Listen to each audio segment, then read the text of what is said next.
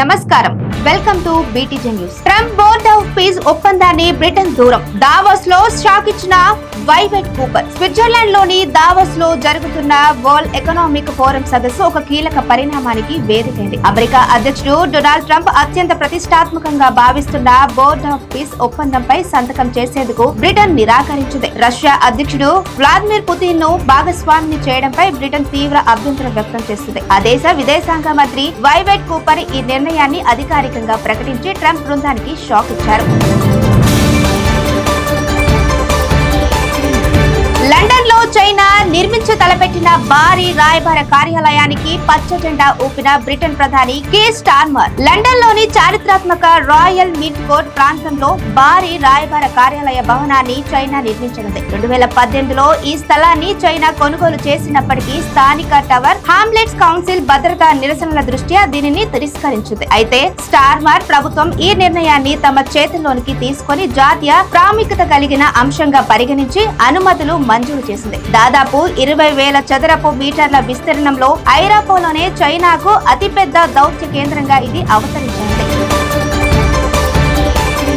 Cancer చికిత్సలో విపక్షకు check. గ్రామీణ రోగులకు ఊరటనిచ్చేలా యూకే ప్రభుత్వం కీలక నిర్ణయం. బ్రిటన్ ప్రభుత్వం క్యాన్సర్ రోగుల విషయంలో ఒక చారిత్రాత్మక నిర్ణయం తీసుకుంది. దేశంలో ఎక్కడ నివసిస్తున్నారనే దానితో సంబంధం లేకుండా అందరికీ సమానమైన వైద్యం అందించడమే లక్ష్యంగా కొత్త ఆరోగ్య విధానాన్ని ప్రకటించింది. ముఖ్యంగా మారుమూల గ్రామీణ ప్రాంతాల్లో ఉన్న రోగులకు మెరుగైన స్పెషలిస్ట్ వైద్య సేవలను చేరువ చేస్తూ ఈ ప్రణాళికను రూపొందించింది. నివసించే ప్రాంతాన్ని బట్టి వైద్యం అందే పోస్ట్ కోడ్ లాటరీ పద్ధతికి దీని ద్వారా స్వస్తి పలకాలని ప్రభుత్వం భావిస్తోంది.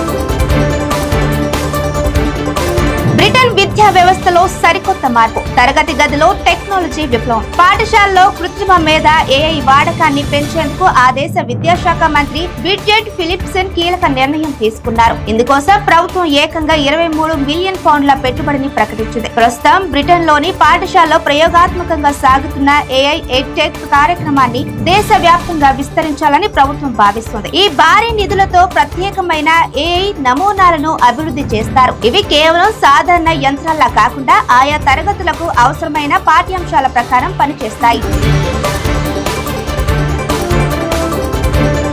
యూకేలో నోరో వైరస్ పంచ.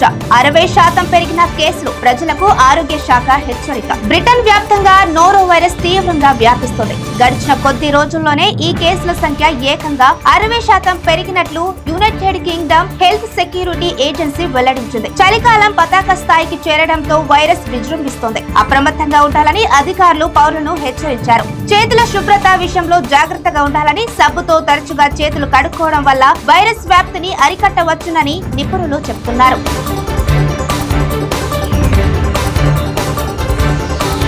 బ్రిటన్ శిక్ష చట్టానికి రాజముద్ర. ఇకపై నేరగాళ్ల ముందస్తు విడుదలకు బ్రేక్. బ్రిటన్ క్రిమినల్ జస్టిస్ వ్యవస్థలో చారిత్రాత్మక మార్పు చోటు చేసుకుంది. కొత్తగా రూపొందించిన సెంటెన్సింగ్ యాక్ట్ కు తాజాగా రాజముద్ర లభించింది. ఈ చట్టం అమల్లోనికి రావడంతో తీవ్రమైన నేరాలు చేసేవారు శిక్షా కాలం ముగియకుండానే బయటకు వచ్చే ఆటోమేటిక్ రిలీజ్ విధానాన్ని స్వస్తి పలికారు. పౌరుల భద్రతే పరమావధిగా ప్రభుత్వం ఈ నిర్ణయం తీసుకుంది.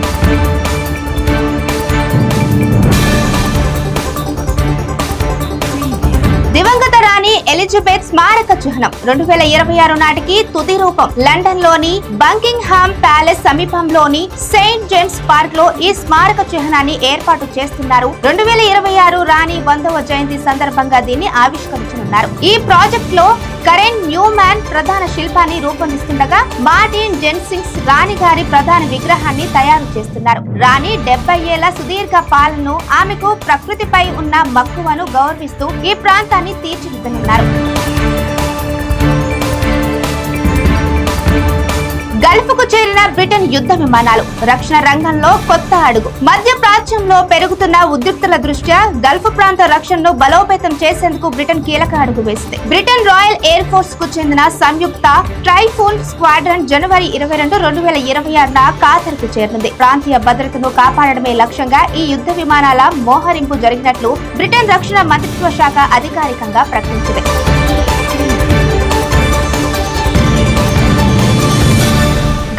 రెండో రన్వే పై హైకోర్టులో పోరు, పర్యావరణ వేత్తల సవాలు. బ్రిటన్ లోని రెండో అతిపెద్ద విమానాశ్రయం గాట్విక్ విస్తరణకు బ్రేకులు పడ్డాయి. సుమారు 2.2 బిలియన్ పౌండ్ల వ్యయంలో చేపట్టనున్న రెండో రన్వే ప్రాజెక్టును సవాలు చేస్తూ పర్యావరణ వేత్తలు, స్థానిక సంఘాలు దాఖలు చేసిన పిటిషన్లపై లండన్ హైకోర్టు విచారణ చేపట్టింది. జనవరి 2026 చివరి వారంలో ఈ కీలక న్యాయ విచారణ ప్రారంభమైంది.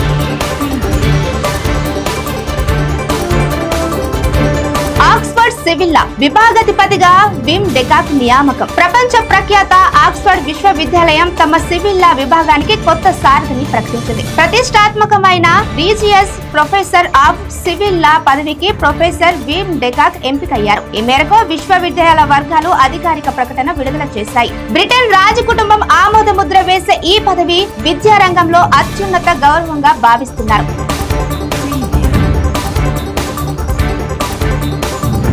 హెడ్లైన్స్ ఇంతటితో సమాప్తం.